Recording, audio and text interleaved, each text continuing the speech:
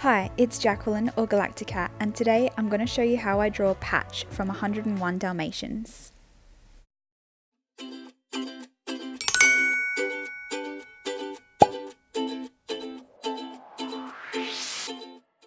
I thought I would stick with the theme of Christmas cards and showing you how to draw some simple drawings to put on the front of them, like I did last week with Baby Yoda. If you haven't seen that video, I will put it in the iCard section for you to check out as well.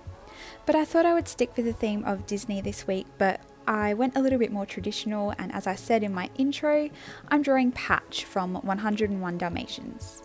Here you can see me drawing just a simple box present shape. I wanted to have him bursting out of the box. Maybe he got in there while someone was wrapping it, or maybe after someone had opened it. I know while I've been wrapping presents this year, my cats absolutely love the wrapping paper and like to get all up in there, so I drew inspiration from that. You can see the quick lines that I've drawn already. I drew the front paw first, that's kind of leaning on the edge of the box, and then I just kind of copied that with the paw that was behind. For this pose, I did use a reference photo off of Google. I used a different kind of face though than the one that I found, so you won't find an identical one if you go searching for it. But a good way to remember how to draw a dog's front legs is to think of your own arm. So they have the same kind of bone structure as we do, with the shoulder, humerus, forearm and wrist, with the paws at the end. Then I just added his little tail coming out the edge of the box here as well. Onto Patch's face, I start off by drawing an ear in a triangle shape because that's going to be in front. You can see that I have faint sketch lines underneath because I drew it too small and had to erase it, but that's why we sketch first. I do apologise that it jumps forward slightly here, so I have paused it in a little bit so you can see a bit closer what I did, but I just kind of finished off the head by adding a square shape on top and then another square shape for the muzzle with a zigzag line for the mouth. So now I'm adding the bottom of the mouth to make him look happy with some curved lines, and then attaching it halfway through that zigzag that I drew before. With the nose is kind of an upside down triangle shape, just like how we did with the ear, except less pointy. So because the first eye is kind of attached to the muzzle, I used that as a guide for the proportions for the second eye, and for that I just kind of did a dome shape and make sure that the bottom of that is flat, and went around with the same kind of shape for his little patch. Make sure to add his eyebrows and his pupils as well. The back ear is just a triangle sticking up from his head, and then kind of trace that again, but make the bottom of it a bit rounder and add a line to attach it to his head. The Dalmatians in the movie have very specific spot formations, especially if you're planning on drawing Lucky. Make sure that you look up lots of reference photos so you get them correct. I thought it would be a cute idea to make him a little bit more Christmassy by adding a bow on top of his head. I just sketched that on top of the existing drawing of Patch.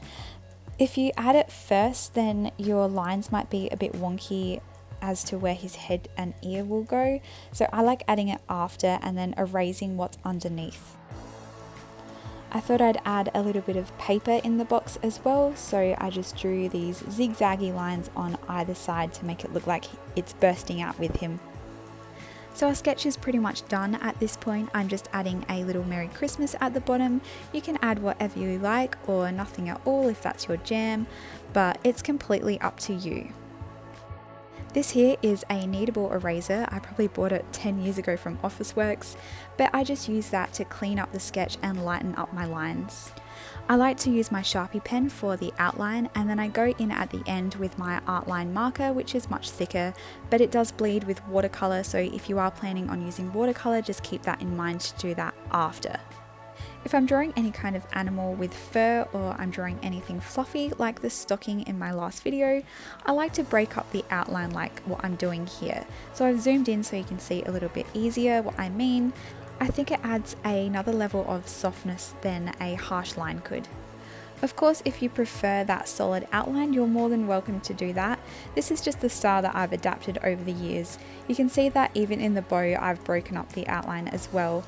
I think that's the great thing about art, that you can use anything for inspiration, but everyone's going to bring their own style and flair to every illustration that they do. While I'm doing the eyes here, I will remind you that if you want the highlight in the eye, make sure to leave a little circle, but it's okay if you forget. You can just go over later with a Posca marker or acrylic paint, or if you don't have either of those, you can use liquid paper as well. So I'm just finishing off the box here by outlining all of that. You're more than welcome to use a ruler for all of the sides. I've just made them a little bit more curved so they look a bit more cartoony. Once your outline's done, make sure to erase all of the pencil lines underneath, and a good way to get rid of all the eraser dust is using a makeup brush.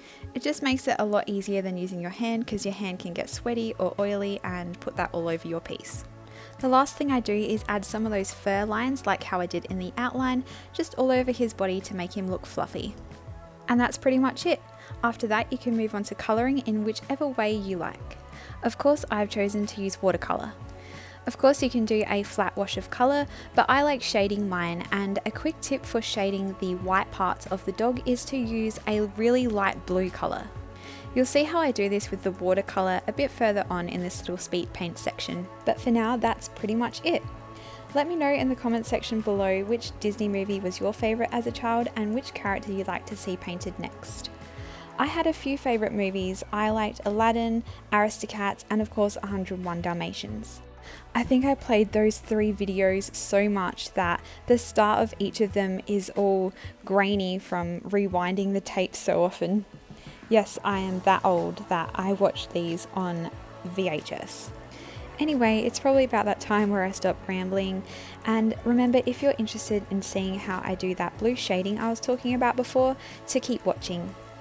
If you're still here, I really want to thank you, because I am still very new to doing tutorials and still to editing, so I have a lot to learn, and any suggestions are welcome.